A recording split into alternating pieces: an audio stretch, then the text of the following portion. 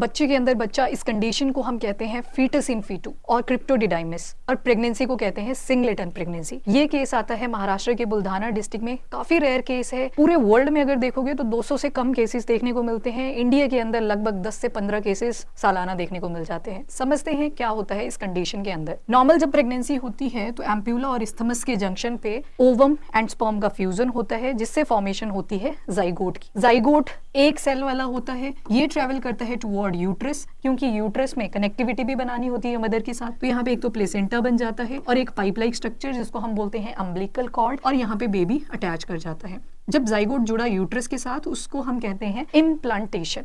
Zygote की जब division होगी, क्योंकि अब बेबी की ग्रोथ भी तो होनी है, तो उसके लिए डिवीजन करना बहुत जरूरी होता है। जब एक सेल से दो सेल बनते हैं तो कई बार ये दोनों सेल इंडिविजुअल बेबी की तरह एक्ट करने लग जाते हैं, यानी कि ये वाला अलग बेबी बनेगा, ये वाला अलग बेबी बनेगा। इस कंडीशन को हम कहते हैं मोनोजाइगोटिक या फिर आइडेंटिकल ट्विंस। सेम जेंडर होता है, सेम अपीयरेंस होती है और इवन इनका जेनेटिक मटेरियल भी सेम होता है, पर फिंगरप्रिंट्स डिफरेंट होते हैं। डॉक्टर्स को एग्जैक्ट रीजन अभी तक फीटस इन फीटू का नहीं पता है, पर उनका मानना है कि जब ये जाइगोट की डिवीजन हुई जिससे दो सेल्स बने थे और एक सेल अलग इंडिविजुअल की तरह एक्ट कर रहा था और दूसरा सेल अलग इंडिविजुअल की तरह एक्ट कर रहा था, कई बार साइज में डिफरेंसेस आ जाते हैं।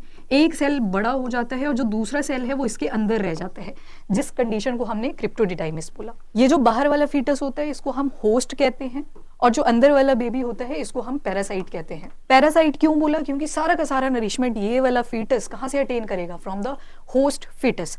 डेवलपमेंट कहाँ कहाँ पर हो सकती है पैरासाइट फीटस की? तो स्टमक वाले एरिया में हो सकती है, हार्ट में हो सकती है, इवन ब्रेन में भी हो सकती है। यूएसए में 1 साल की लड़की के अंदर ये छोटा सा फीटस मिलता है ब्रेन वाले पार्ट में, जब सर्जरी करी गई तो सक्सेसफुल रही। अगर पैरासाइट फीटस की बात करें तो इसके मेन ऑर्गन जैसे ब्रेन हो गया, हार्ट हो गया, ये डेवलप नहीं होते हैं, पर हाँ लिम्स वगैरह डेवलप कर जाते हैं, बाजुएं, टांगे, और एक तरह से मास जो है वो डेवलप हो जाता है इस वाले रीजन के अंदर। 1 से लेके 2 साल तक ये अनडिटेक्टेड भी रह सकता है।